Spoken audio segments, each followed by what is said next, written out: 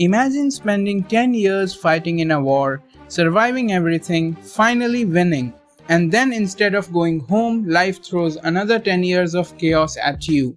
That's the Odyssey. Written by Homer, it tells the story of Odysseus, not as a conqueror, but as the man trying to return home. Odysseus is the king of Ithaca, and one of the heroes of the Trojan War, known not for the strength alone, but for intelligence and strategy, often connected with the famous Trojan horse. After Troy falls, he sets sail expecting a simple journey. Instead, it becomes one of the greatest adventures ever told. Early in the journey, Odysseus reaches the land of the Lotus-Eaters. Some of his crew eats a strange fruit and immediately loses all desires to return home. They forgot everything. Odysseus forced them back into the ship and sails away, learning that not every danger is the monster. Sometimes it is losing your purpose. Soon after, they discovered a giant cave, but the owner returns, Polyphemus, a Cyclops.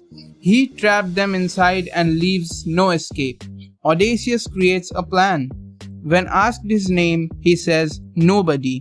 Later, they blinded the Cyclops and escape. When Polyphemus cries for help, saying, "Nobody hurt me," no one comes. It's brilliant until Odysseus reveals his real name while leaving. The Cyclops calls upon his father, the sea god, to curse him, and from then on, the ocean turns against Odysseus. At one point, Odysseus gets unbelievably close to Ithaca. He receives a bag containing dangerous winds and is told never to open it. Everything goes perfectly until his crew thinks he's hiding treasure. They open it. Storms explode across the sea and home disappears again. Later they reach the island of Circe, a mysterious figure who eventually helps Odysseus and tells him something impossible. If he wants to return home, he must travel to the world of the dead. Then Odysseus gains warnings and realizes something important.